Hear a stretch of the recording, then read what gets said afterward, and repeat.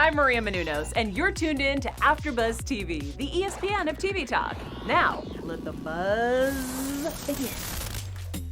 What's up, guys? So good to see you again. We are covering Space Force, the final 2 episodes that we have in this binge show by Netflix.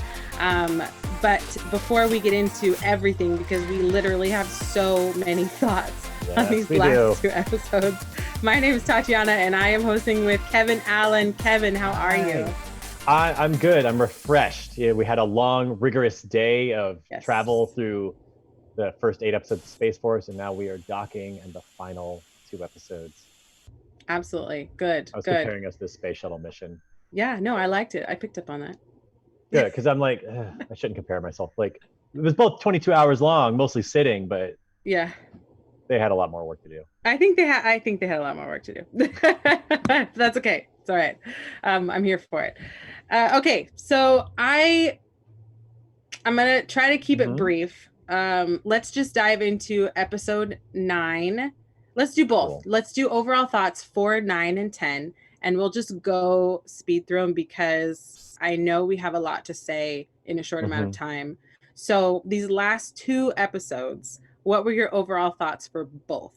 Okay, I'm sorry, I can't judge them as a pair. I can't, because I had very different feelings about them. I felt like episode 9 was what this show wants to be. That it is the United States military, the specific branch, kind of like fumbling around trying to come up with solutions to ridiculous scenarios that are semi-warfare out in space. That's what this was. China was instigating them, and they had to figure out how to retaliate. And it was all of the farcical commentary that I think people are expecting from the show. 10, however, I feel differently. 10 almost felt like a complete genre turn. And we've been talking about how the show has kind of slowly become a little more grounded, a little more serious and introverted with the characters. But between Mark and Mallory's ordeal having to kind of like save their branch of the military and their astronauts, and then Erin's flight out in the desert, very Breaking Bad, it just felt like a hodgepodge of different things. And the way it wrapped up makes me wonder where the show's going to go from here. So I felt like this is what Space Force is, and I feel like this is a lot of things that Space Force could be, but which one are we going with here? I 100% agree with you. I feel like they went in making this show with one idea and came out with something that was completely 180 degrees from what they started with. And then the whole, we were talking about in other episodes that they had focus. There was a lot of focus, and there were a lot of characters, but one storyline, and we kind of got that one focus with each episode. And now all of a sudden it's blown up into like 3 or 4 different storylines. and I'll say this, I feel like the last couple episodes they've started to split back up and have those multiple storylines again. There has been a clear A plot and B plot. Usually it's whatever Mark's doing, and then whoever's back at base doing their own misadventure for that day. This one, it felt like the misadventure at base was happening. Mark was there, but Mark was also dealing with other stuff. And those characters at the base kind of go off on their own little mini tangents while it's happening. So it was still like an A plot and B plot, but they all just kind of branched momentarily and then would come back. And yeah. I felt like it was almost jarring. And it's exactly what you said. Episode 9 was, oh, okay, this is funny. This is what I was hoping for. This is what I was getting from the beginning of this entire season. And then episode 10 was like, wait a minute, I'm jarred. I'm completely taken off of where we were. And now you're leaving. I mean, I'm assuming he's leaving the whole Space Force behind, which defeats the entire reason for making. Where's the show gonna go then if he's not part of it? Yeah, which is fine if they want to make an entirely different show with him running from, I guess running from Space Force, or going AWOL or something, then great. But I think they're gonna have to win the audience back because it's so far removed from what they said it was going to be. And who knows, writers are far more creative than I am. there could be some way in which Mark goes back to the base and saves the day and somehow avoids getting court-martialed because of media management He'll or give like a lovely speech and then be out of yeah. it. I mean, because and like as screwed as Mark is in this moment, Yeah. the Space Force is also completely fucked. Like Yeah. they left their cadets on the moon with nothing. I mean, and now Kick is in charge. So, and Kick just wants to blow everything up and fight everybody. So it's, But it was doomed. his mission that Kick set forth was a massive failure. Massive failure. So he's not gonna walk away from this like in charge anymore. He's not gonna take over the Space Force. He blew it. But the problem is the Space Force, like in every sense of the word, is completely crumbled. Their leader is a fugitive. Their mission was a failure. Their best trained, I guess, the astronauts are stranded. Are convicted felons as well. Yeah, like it's just the whole thing is a mess, and they're gonna have to rebuild everything from the ground up. Right. If it continues, if that. So let's talk about the moon launch in and of itself. China is the first to build a lunar base and drill on there for H3, and they don't want the US to be there at all. In fact, they run over their flag. What did you think about this? They're being such petty assholes.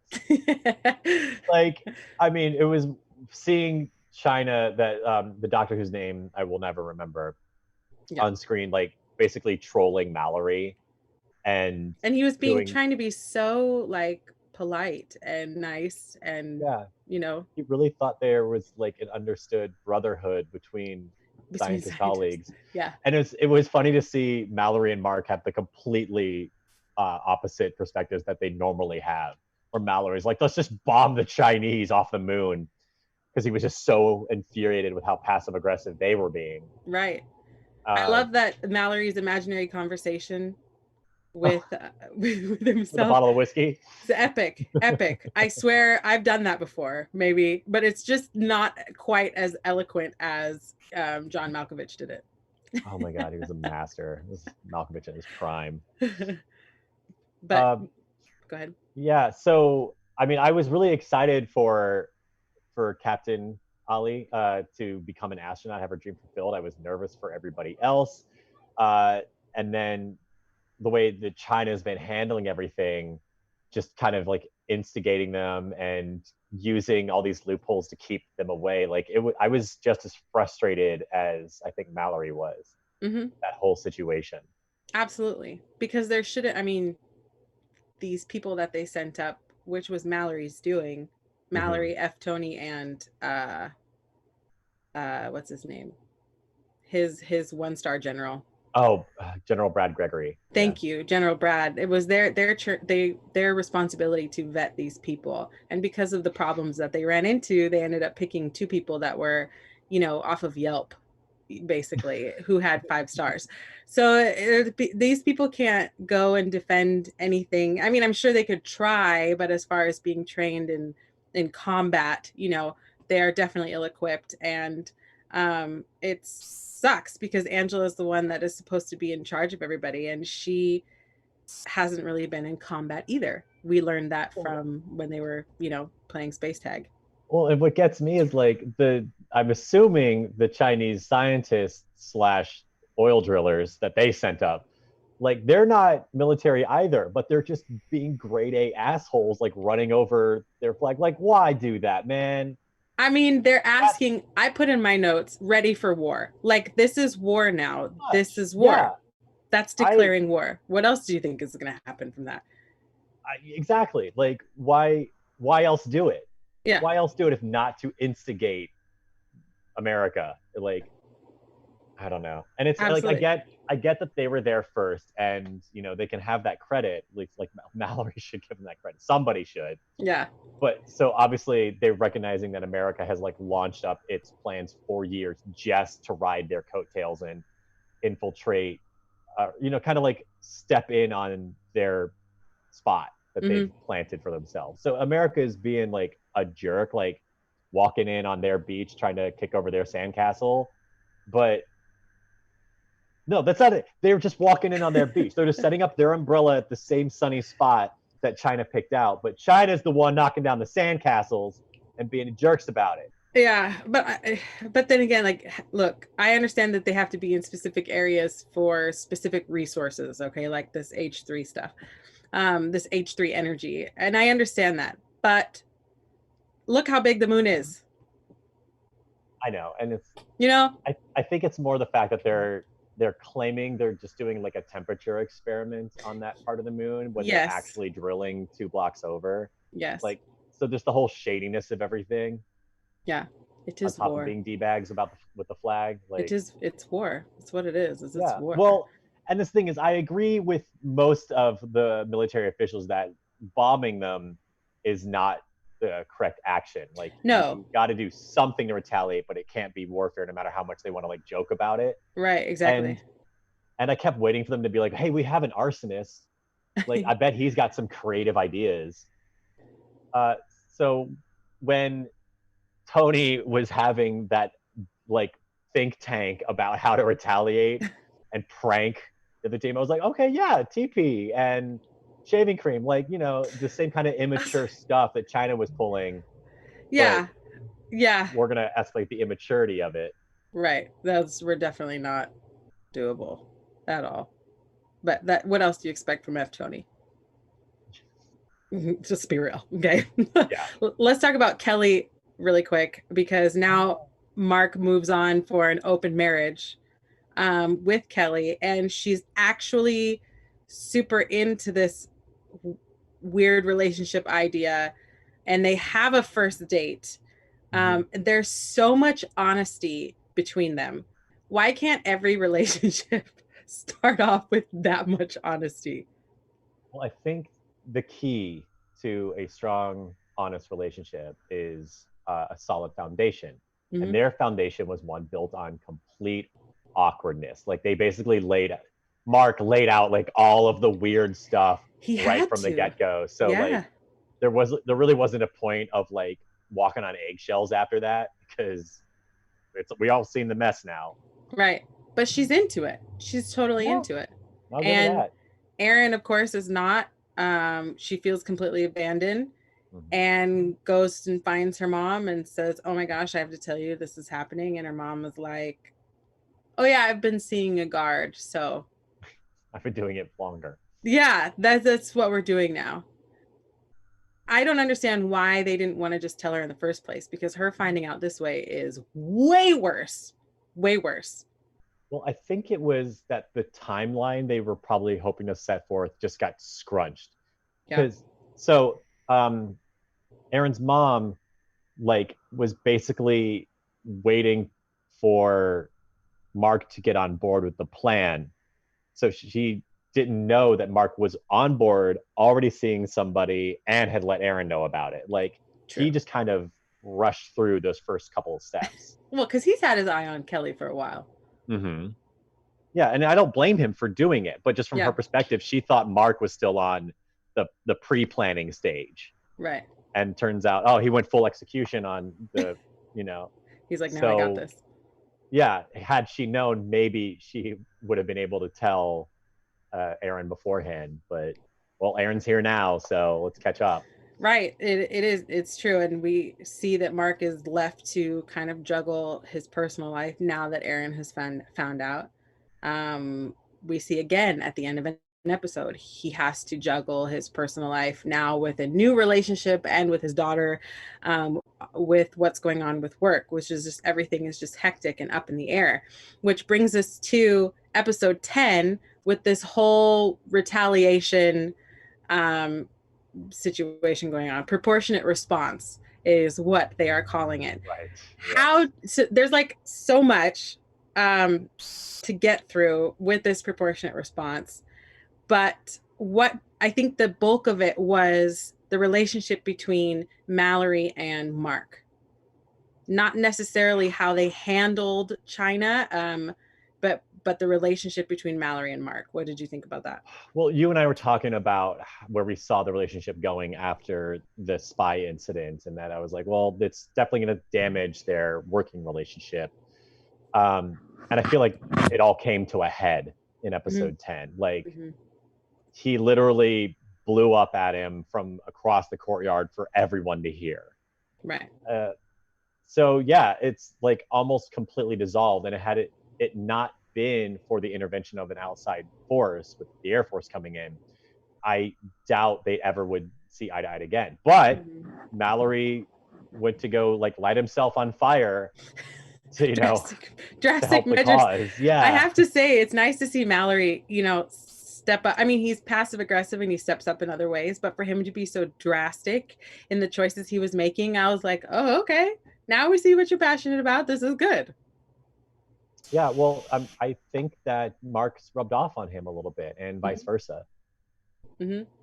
I think that Mark keeps having this mentality of I have to work alone and I have to do things alone and I am alone, that he forgets that Mallory is literally by his side with all of this and on his team. And I think Mallory has proven that again and again and again. So for him to be like, I'm sorry, I have to follow orders. There's nothing I can do. He keeps pushing Mallory away from him.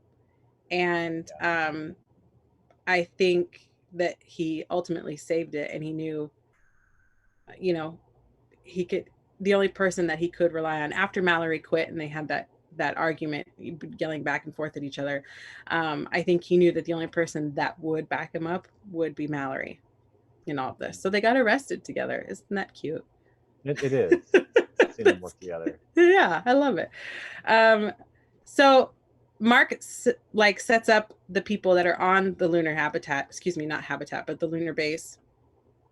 He tells them to disassemble their guns and use it for whatever they need to. So all that they're left with is wrenches. Do you think that was a smart decision? Because think it was the right decision. Yeah, because they end up going to the Chinese base anyway. Yeah, so once they did that, I was like, well, now it was it was an unwise decision. Like, right. if you're gonna instigate violence, then you might as well be equipped for it, because they left the majority of their guns behind, and by that I mean like the majority of a gun. Yeah. And now the Chinese have those majority of the guns, so yeah. Like, I mean, because it was one.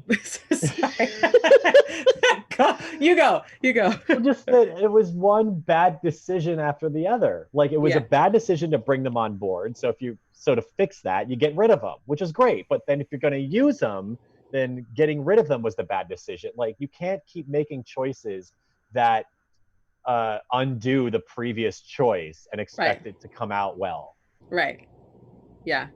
I thought it was, at first I was like, good, I'm glad he has guns on board, because how are you going to protect yourself?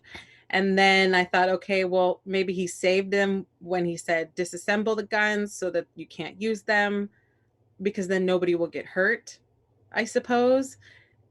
But then they had to go anyway and were armed with wrenches, and I thought that's like the worst thing. But nobody got shot. But now, because China came over and tore down their lunar base, and then they went over to China and tore down not tore down, but like disconnected everything. Now nobody has anywhere to go. Yeah, they're all going to die. They're all going to die. So what becomes of them? They're like the chimps or not. They're left there, and now what? God. Well, that's what's going to have to save the day, is they're going to have to get the X-12 to pick them up or something, or drop off guns to make it worse. I don't know. It's a whole mess. It's a mess. It was just left in a mess. So there has to be, I feel like, a season 2 to kind of clean up, because everything's up in the air. If they left this show where it is, it's the darkest possible conclusion. Right? Like, everyone's arrested. Mark's going AWOL with his family that's not really his family. And 2 sets of scientists are now going to just die on the moon.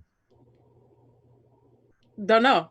Yeah, I don't know what's going to happen. They're going to have to, if anything, they have to live inside of the shuttle craft, which I don't think is designed to take them off ground anymore. So Yeah. They're just going to live there with their enemies' rations until they starve to death.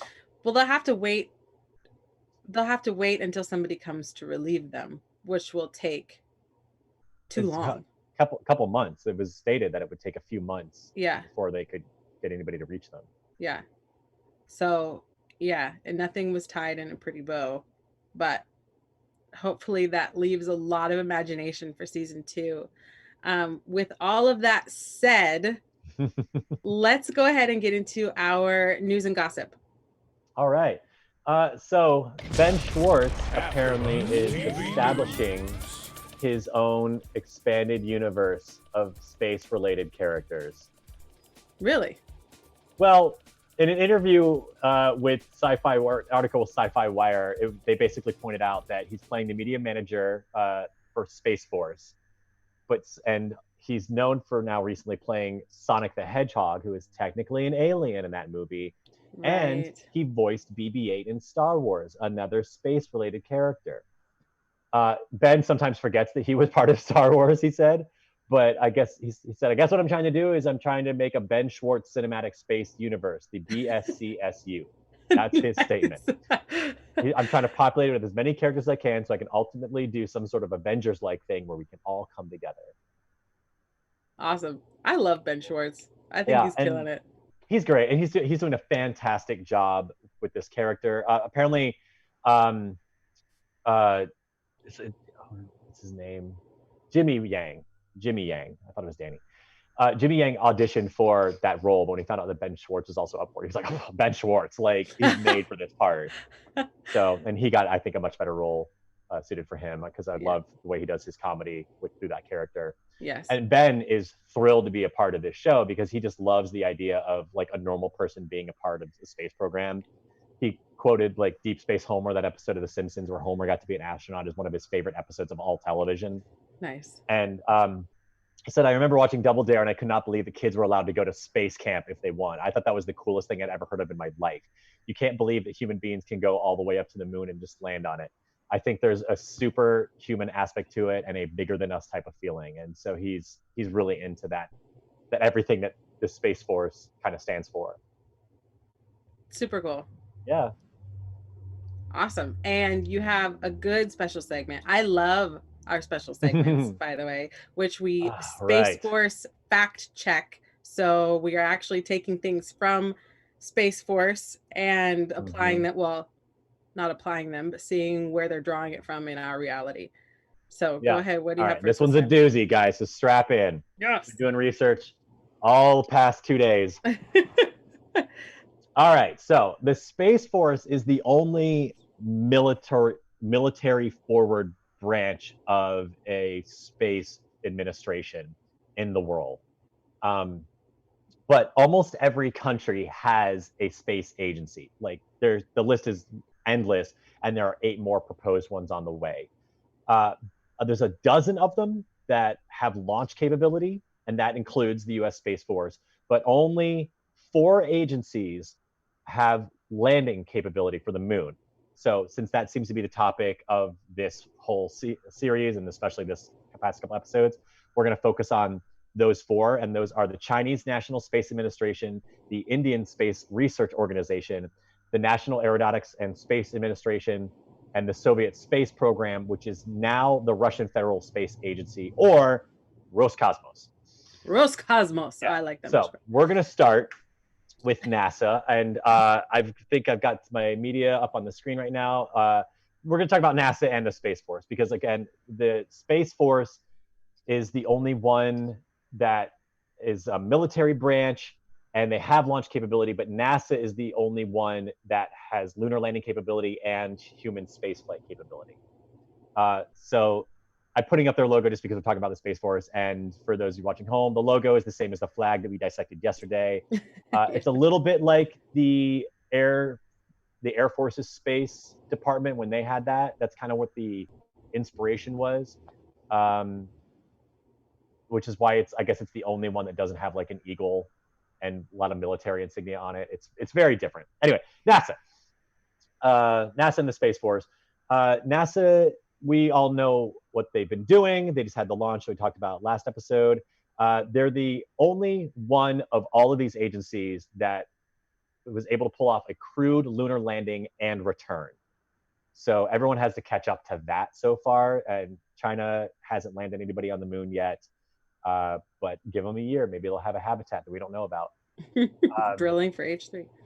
Yeah, they are the next highest budgeted space after NASA and like all the world, but we more than double them with our budget. So that's the American way. All right, Roscosmos. Roscosmos is like the shorthand for Russia's thing. Now, the CCP's program, this is where it gets confusing. The Soviet space program was terminated in '91, and they could do lunar landing capability. Roscosmos, the Russian Federal Space Agency, can't yet, but they have human spaceflight capability. So they're catching up to where they used to be. They are a main partner of the ISS, the International Space Station, that was made with like people from Europe, Japan, like India. There's a lot of countries. I thought I wrote them all down, but I didn't. Are partnered with the ISS, but Russia is our main partner. And in fact, the 2 astronauts we sent up yesterday landed on board that spacecraft with 1 US astronaut and 2 Russian cosmonauts. They've got lots of science programs in the works, including a moon orbiter, a Venus lander, more piloted spacecraft, and a gecko mating experiments. That's what they're working on. A gecko mating experiment? Mating experiment, yes. All right, I just wanted to make sure that's you heard what that right. said. All right, cool. In 2018, this is the most recent news I could find on them. In 2018, Putin said it is necessary to drastically improve the quality and reliability of space and launch vehicles to preserve Russia's increasingly threatened leadership in space. But that same year, the head of the Russian Financial Audit Agency named them as the most public enterprise with the highest losses due to irrational spending and outright theft and corruption. So that's where they're at. Outright theft and corruption. That's what stood out to me. Got it. Okay. And I just wanted to point out that their logo, because like we've been dissecting our Space Force logo, same kind of arrowhead thing. It's a stylized rocket launch against a background of a graphic image of an orbit enclosed in a circle. So it's a rocket over an orbit. That's their logo. There's gonna be a lot of similarity themes, so I figured I'd just point it all out. Yeah. All right, moving on to the ISRO. This is India's space program. They've made the news very recently. They are working on lots of launch vehicles and satellites. They have lots of launch vehicles and satellites. They have a lot of them, too many to name. They're planning to do more Earth observation satellites. They're developing new launch vehicles with crewed orbital vehicles, trying to work on a space station and probes to near Earth objects. So basically like Mars and Venus, maybe the sun. The Indian government has decided to allow private players to be a part of their country's larger space program, which includes satellites, launches, and space-based services, just like we just did with SpaceX. The Union Finance Minister said at a recent press conference that they were talking about all sorts of structural reforms in multiple sectors, including like coal and defense and power, atomic energy, that they're also going to do a structural reform for the space program to rebuild the economy and to make it more self-reliant and resilient. India won't look inwards, and it won't be self-isolationist as it tries to be self-reliant. So they're opening up their like cooperative tendencies in order to make themselves a stronger country, not closing off everything. So they're like willing to share. Is that what I'm getting? Basically, they're not trying to keep everything so close to the chest, and by partnering with commercial enterprises in the private sector, they think they can build a stronger department, thus building a stronger economy and a stronger country. Got it. And yeah, the self-isolationist comment, I think like I said, they're part of the ISS as far as I know. So I don't think that they're like trying to keep secrets from anybody. They're totally willing to get everybody to help out. Acknowledging the innovative space technology developed by private players, the minister stressed that by using the facilities and assets of Indian Space Research Organization, private companies and startups will have an opportunity to enhance their capabilities. So yeah, they help us, we help them, and it creates a better economy for everybody. Good. Their logo is also an arrow pointing up, which is like where rockets go, upward, but it's also an insignia, and there's little like squares on the side of the arrows, and those are supposed to be like the solar panels that power the rocket. I thought that was cute. but the whole logo is pointing upward to growth against all odds and barriers. So I thought that was, I like that. yeah, that's really nice. Yeah, yeah. All right, so now we're going to talk about China. Okay. All right. So China, the CNSA, has been working on next generation spacecraft for astronauts, and recently they have aced a series of maneuvers in orbit 2 days into their maiden voyage for this new spacecraft. So they're basically they launched an uncrewed space capsule. It's the first Long March 5B rocket, and they did this on Tuesday, May 5th. Sorry, not last Tuesday, Tuesday, May 5th. The rocket was an upgraded version of their heavy lift Long March 5, and this one's designed to carry large payloads into low Earth orbit. The launch of the new station's module on the 5B rocket could take place, like launching a whole new station, could take place early next year, and they have outlined plans to build an orbiting science lab by 2023. And this is the part I thought was funny because this is what we saw in the show. This space station is going to compete with the ISS. It's its own lab that will rival our space station, and they describe it as a heavenly palace that will house 6 people and serve as a test bed for experiments in astronomy, technology, and more. And their logo, since I was breaking down all the logos, has a lot of stuff going on to it. The middle arrow is similar to a character that means human or people. It just points upward like that. Mm-hmm. The 3 ellipses around it stand for the 3 types of escape velocity into space. The second ring is drawn with a bold line to state that China has passed the first stage of exploration and is undergoing the second stage from the Earth system to the solar system.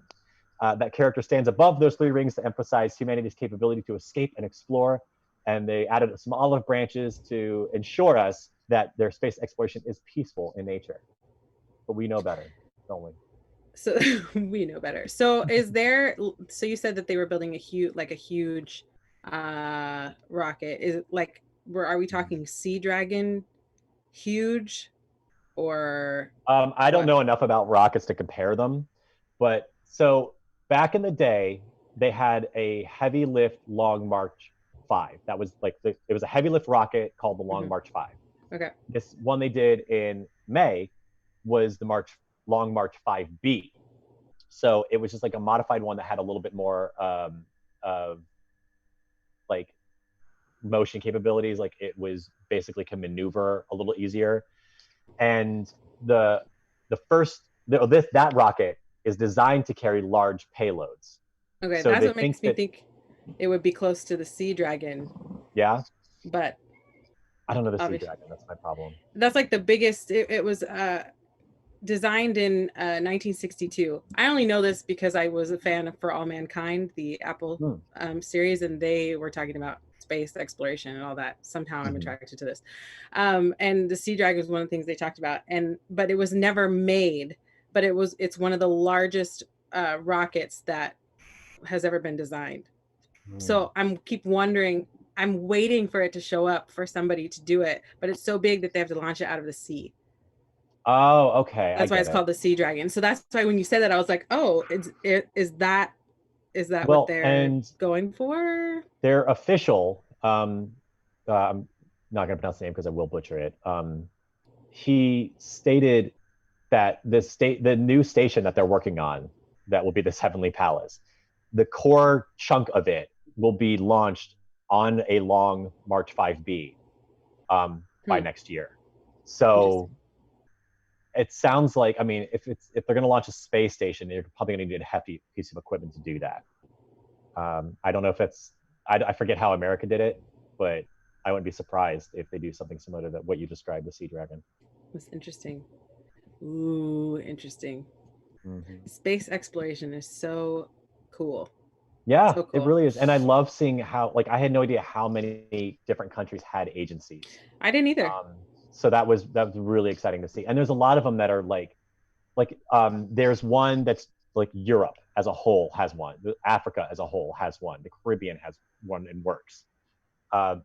Australia and New Zealand are going to partner and build a brand new one. So there's a lot of partnerships, and I think that's really cool. Yeah. I think that's the way to do it. Sharing is caring. Terrible. I have kids. That's where that came out. Cool. Well, Well, we saw what not sharing did for our cast. So Precisely. everybody's screwed on the moon now. Yes, precisely. So I can't wait to see if we have a season 2 or not. Let us know below in the comments if you would like to see a season 2, because that is something that we would love to cover if it came out. Overall, we like this season. We like this Space Force. Yeah. Yeah, I think it's still finding itself. Yeah. And if shows like this that I've seen in the past are an indication, season 2 it will know who it is and what its voice is, and it'll be all the stronger for it. And considering that, like I said earlier, all the characters are kind of starting from having to rebuild from the ground up, I think it'll be a really exciting season. Absolutely. I 100% agree. Amazing. So glad that we were able to cover this with you guys. Thank you for following along with us all day yesterday and then a little bit today. Before we leave, Kevin, can you tell us where we can find you? You all can find me on Twitter at Kevin Allen Says and Instagram at Kevin Allen Graham. Awesome. And my name is Tatiana Marisa, and you can find me at Tatiana Marisa on all social media platforms. Until then, we will probably catch you on another after show, because we watch so many TV shows here that we're always on something. So until then, look for us on another show. We'll talk to you later. Look to your screens or the stars, but mostly your screens. Ooh, stars. Go for stars. Okay. Our founder, Kevin Undergaro, and me, Maria Menounos, would like to thank you for tuning in to AfterBuzz TV. Remember, we're not just the first, we're the biggest in the world, and we're the only destination for all your favorite TV shows. Whatever you crave, we've got it. So go to AfterBuzzTV.com and check out our lineup. Buzz you later. The views expressed herein are those of the hosts only and do not necessarily reflect the views of AfterBuzz TV or its owners or principals.